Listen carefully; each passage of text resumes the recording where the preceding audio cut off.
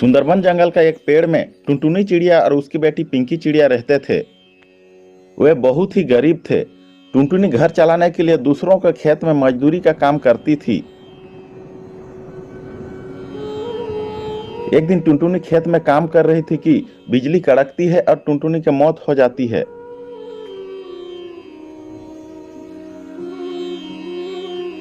पिंकी चिड़िया को कुछ काम धंधा नहीं आता था।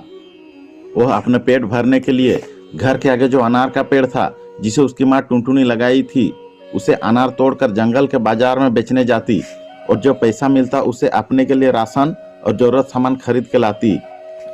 ताजे ताजे अनार ले लो। अनार अनार कैसे दे रही है बहन? 50 रुपया किलो। ठीक है, 1 किलो दे दो।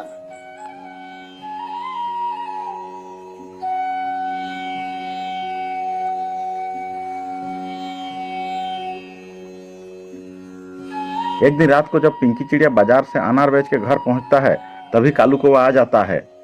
ए चिड़िया, मुझे पैसा दे दे, नहीं तो मार दूंगा। बोली, नहीं दूंगी, ये मेरा मेहनत का पैसा है। कालू कौवा एक डांटा से पिंकी चिड़िया का सिर में मारता है। पिंकी चिड़िया बेहोश होकर गिर जाती है। कालू कौवा पिंकी चिड़िया का पैसा लेके भाग जाता है। कुछ देर बाद पिंकी चिड़िया को होश आती है, मगर वह देख नहीं पाती है। आंख का रश्मि चली जाती है और अंधी हो जाती है। उस दिन से पिंकी कुछ देख नहीं पाने के कारण घर से बाहर नहीं निकल पा रही थी। वो बिल्कुल लाचार हो गई थी। ऐसे ही 2-3 दिन निकल गई। 2-3 दिन न खाने से पिंकी चिड़िया भूख से बेहाल हो गई। मुझे कुछ नहीं खाए 2 दिन हो गई है। अगर मैं आज नहीं खाए तो मैं भूख से मर जाऊंगी। मुझे दिखाई तो कुछ नहीं दे रहा है, क्या करूं? एक काम करती हूँ, घर से निकल के किसी से मदद मांगती हूँ।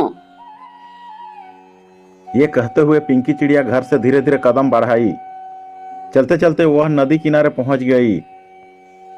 पिंकी चिड़िया नदी में गिरने वाली थी कि तभी आसमान में गुजर रही रानी परी ने उसे देख लिया।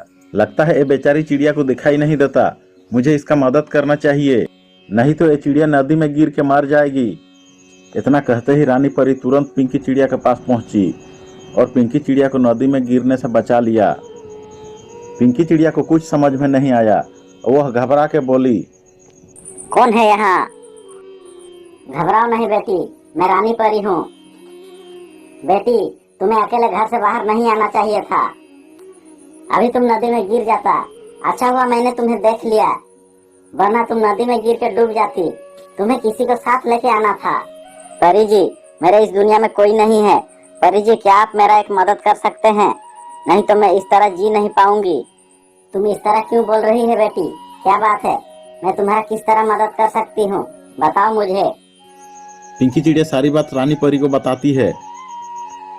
रानी परी पिंकी चिड़िया की आंखें ठीक कर देती है। पिंकी चिड़िया अपने आंखें आपस पाके खुशी से झूमने लगती है।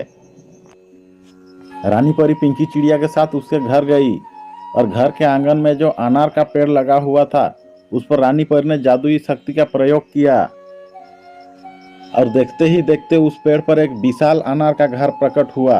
यह देखकर पिंकी चिड़िया हैरान होकर रानी परी से कहा, ये क्या है रानी परी? ये एक जादुई अनार का घर है। अब से ये अनार का घर तुम्हारा है।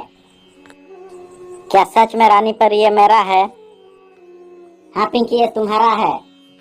तुम्हारा जो इच्छा मांगना, ये घर तुम्हारा हर इच्छा पूरी करेगा। अब से तुम इसी घर में रहना। यह घर में तुम्हारा कोई कुछ नहीं बिगाड़ पाएगा।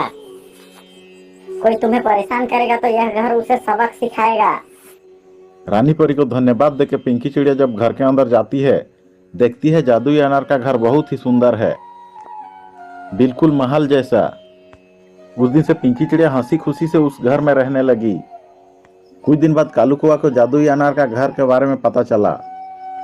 कालू कौवा सोचता है, अच्छा, पिंकी चिड़िया के पास जादुई अनार का घर है। अभी जाकर पिंकी चिड़िया को मार के घर से भगा के मैं जादुई अनार का घर का मालिक बनूंगा। यही सोचकर कालू कौवा ने जादुई अनार का घर पहुंच के अंदर जाने की कोशिश करता है। तभी पिंकी चिड़िया जादुई अनार का घर को बोलती है, ये जादुई अनार का घर, ये दुष्ट कालू कौवा को मार। तभी जादुई अनार का घर से एक डांटा उड़कर निकलता है और कालू कौवा को मारता है। बचाओ बचाओ, कौन मार रहा है? कौन है? कोई तो बचाओ। कालू डर के मारे वहां से भाग जाता है। उसके बाद पिंकी चिड़िया अपने जादुई अनार का घर में हंसी खुशी से रहने लगती है। दोस्तों, स्टोरी अगर पसंद आए तो लाइक, शेयर और सब्सक्राइब जरूर कर दीजिएगा। मिलते हैं अगले नए मजेदार स्टोरी में। तब तक के लिए गुड बाय।